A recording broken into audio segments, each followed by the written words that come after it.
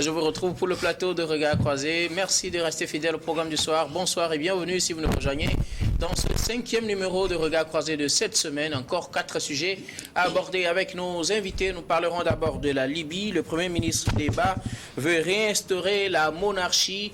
Après la Libye, ce sera le Mali. Le pouvoir annonce la fin avec effet immédiat de l'accord d'Alger. Notre 3e sujet concerne le Burkina. Human Rights Watch accuse l'armée de crimes de guerre apparents. Puis nous terminerons par un sujet sur le Niger, médiation de la CEDEAO. Le Togo se retrouve seul à Niamey. Et pour en parler ce soir, 3 invités sur ce plateau avec moi. Sylvestre Béni, vous êtes journaliste, directeur de publication du journal La Manchette. Bonsoir Sylvestre et bienvenue. Oui, bonsoir Guillaume et bonsoir à toutes et à tous. À côté de vous, Eric Johnson, journaliste également, directeur de publication du journal L'Union. Bonsoir Eric et bienvenue. Bonsoir Guillaume, bonsoir chers collègues, bonsoir chers amis, téléspectatrices et téléspectateurs de New World TV.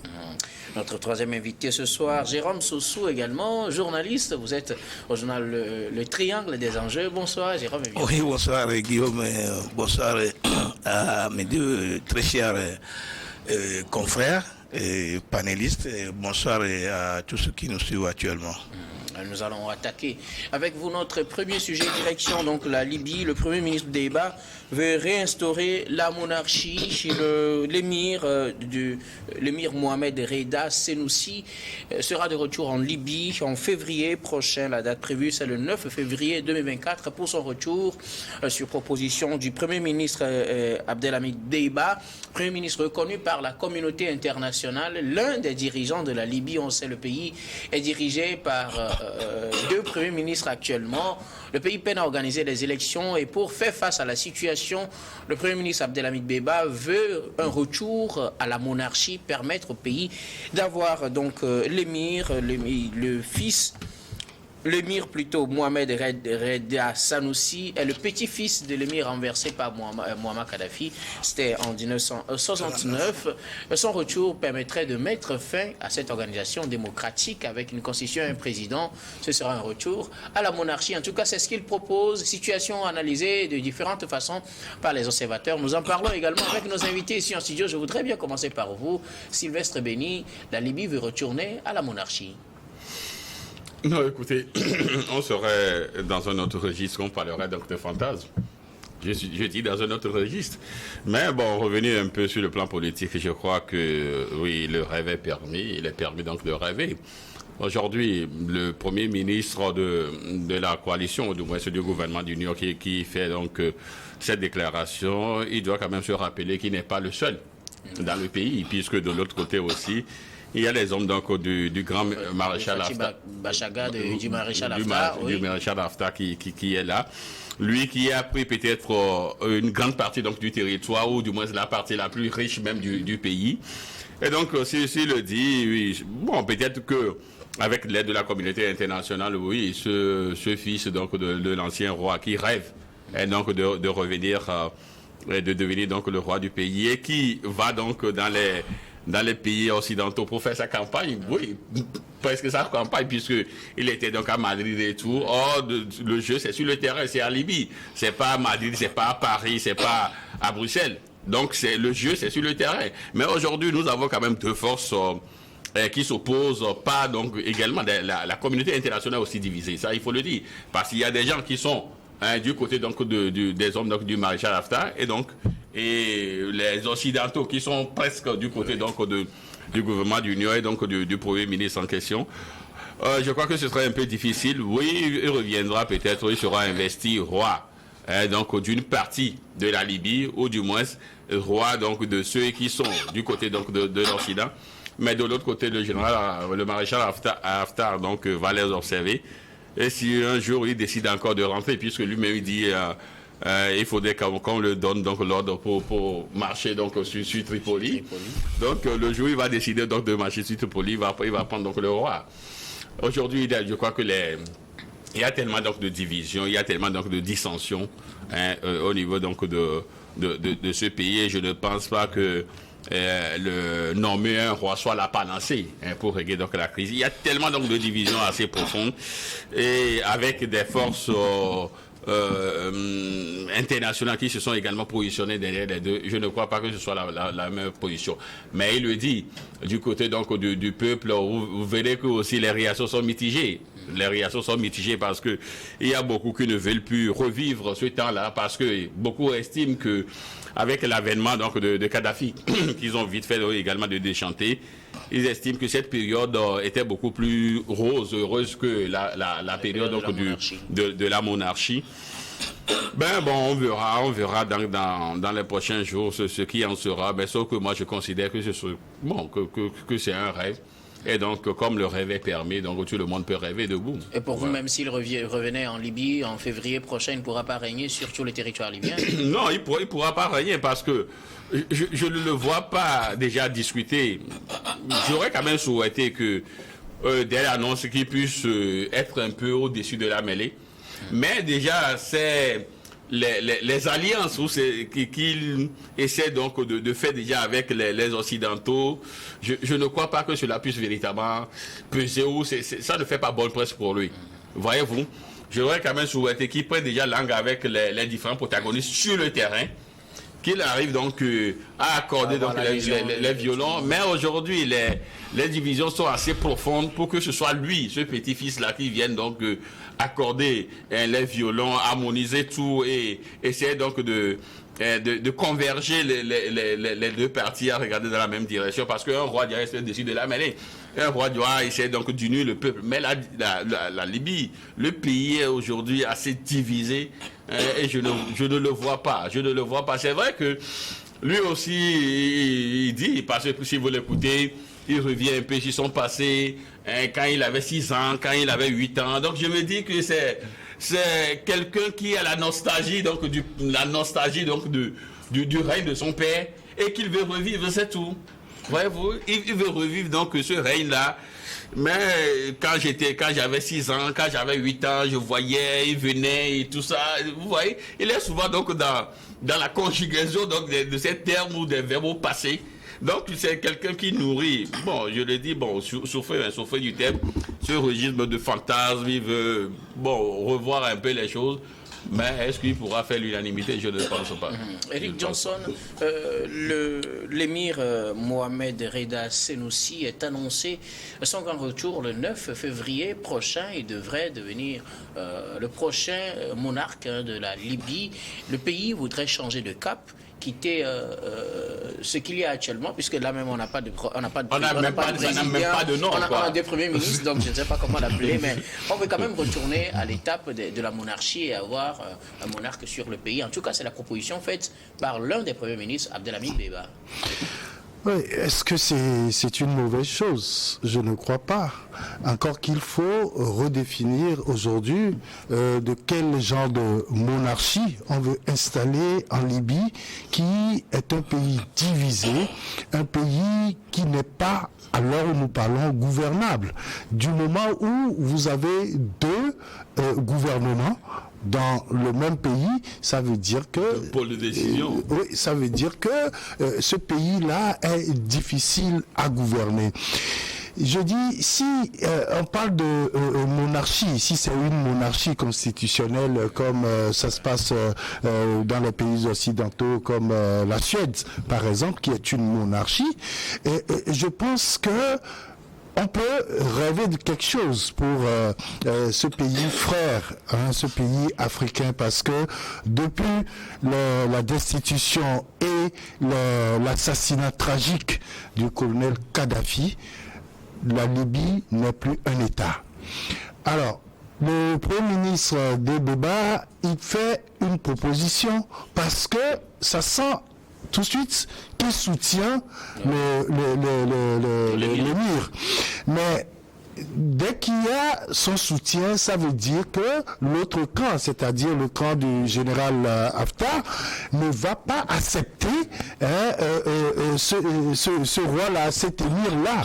Et donc, déjà, il y a un problème qui se pose. Maintenant, je pense personnellement que s'il y a quelqu'un qui doit être accepté par tout le monde dans ce pays-là, là, il faut revenir avant le règne de Kadhafi, où son père était là en 1951. Son père a régné jusqu'en 1969. Et donc, je crois que si quelqu'un peut faire la même chose, pourquoi pas, mais il faut qu'on dise clairement de quelle monarchie il s'agit.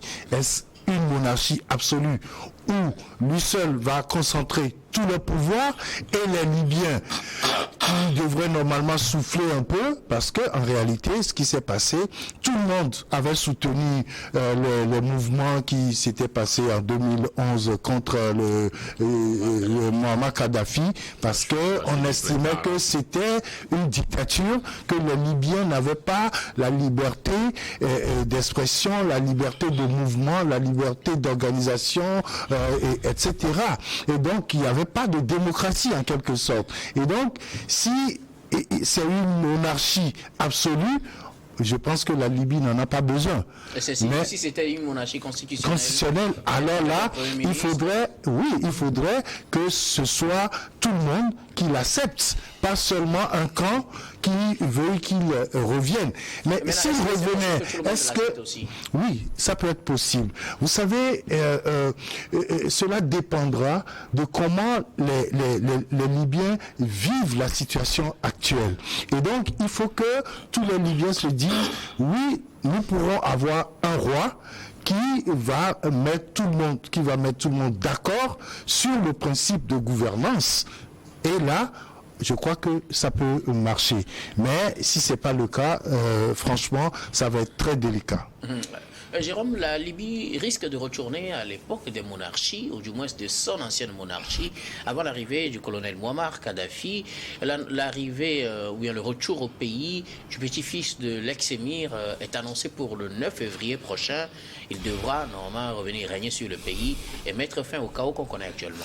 Oui, bien sûr, le petit-fils disait qu'il est le seul aujourd'hui capable de réunifier la Libye, qui veut restaurer la constitution de 1951, ce qui pourra quand même permettre à tous les Libyens de se retrouver dans la gestion du pays. Il disait également qu'il est le fils, l'héritier légitime du trône. Et donc, pour moi, si quelqu'un pouvait quand même revenir en Libye et faire en sorte que tout le pays soit unifié comme on le prétend, c'est une bonne chose, parce que depuis la chute de Muammar Kadhafi, vous connaissez la situation du pays jusqu'à ce jour. Dieu merci que aujourd'hui le pays est divisé seulement en deux zones. Sinon avant, c'est beaucoup. Dans chaque quartier, il y a un chef, il y a un tout-puissant. Mais dans tous les cas, je pense que c'est vrai, lui, il a quitté le pays depuis 1988, où résidait en Angleterre. Maintenant, depuis Istanbul, il est en train de prendre des contacts. Je pense que si les contacts qu'il est en train de prendre pouvaient quand même être de bons contacts, ça peut donner quelque chose. Sauf que, comme le disait tantôt Sylvestre, je pense véritablement que de l'autre côté, on est en train déjà de critiquer le Premier ministre, comme quoi il veut toujours régner pendant longtemps à son poste. C'est pour ça qu'il est en train de protéger ou de proposer l'arrivée de... Oui, et certains lisent aussi derrière cette proposition une visée politique qui permettrait donc d'écarter tous les concurrents si effectivement on arrivait à organiser une élection. Pour d'autres, c'est juste pour la sécurité du pays. Que pensez-vous de la situation, Sylvestre? Non, écoutez, moi je crois que c'est déjà mal parti. En réalité, si le Premier ministre l'actuel, je crois, Débéba, c'est un nom un peu compliqué, Débéba, voilà. ça ressemble à un autre là aussi. Voilà, donc si il le fait, je me dis que il est en train donc d'être un faiseur de roi. Et quand on est un faiseur de roi, vous conviendrez avec moi que votre poste aussi est garanti. Au Palais Royal. Oui, au Palais Royal. Voyez-vous. Donc, c'est pourquoi il fait feu de tout bois, et il fait même l'annonce et tout ça. Mais j'aurais quand même souhaité, avant qu'on le fasse cette annonce-là, si réellement il est dans une posture de réunifier le pays, une réunification comme on l'a vu à l'époque avec l'Allemagne et tout ça.